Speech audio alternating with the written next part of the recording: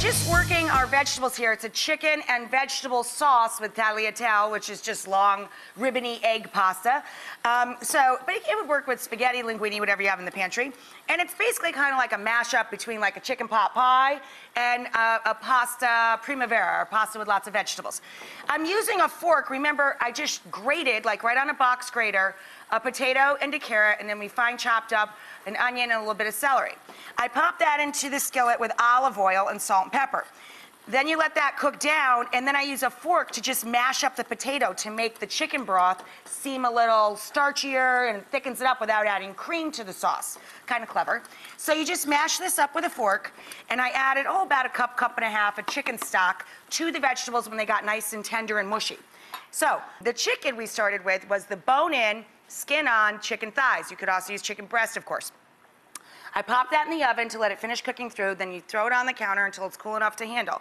Then you pull the meat off the bone. I cook it on the bone, guys, because you get more flavor in the meat, in my opinion. But you can use boneless if you like. I just find that it gets a little dry.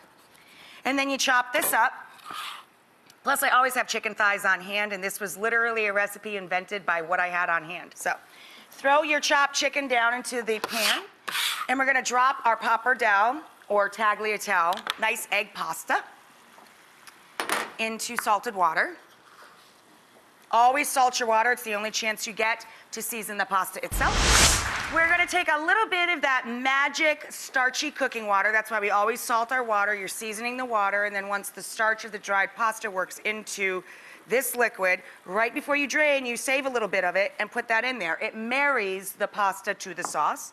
Then we add our pappardelle or tagliatelle egg pasta to the pan with our chicken and our vegetables and our garlic and the chicken stock. And then I add a little bit of chopped flat leaf parsley. That nice grassy flavor is a lovely finish, and it brightens it up a bit.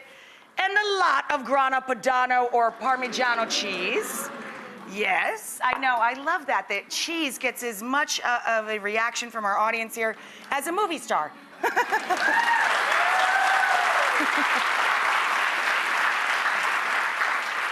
And then you mix that all through, the bits of chicken, all of those delicious veggies. Honestly, your family is going to love this. There is nothing to it. It's so easy and it's so yummy. I know, it's sick, right? And there's nothing to it. It's so easy and yet it's so good. Mmm.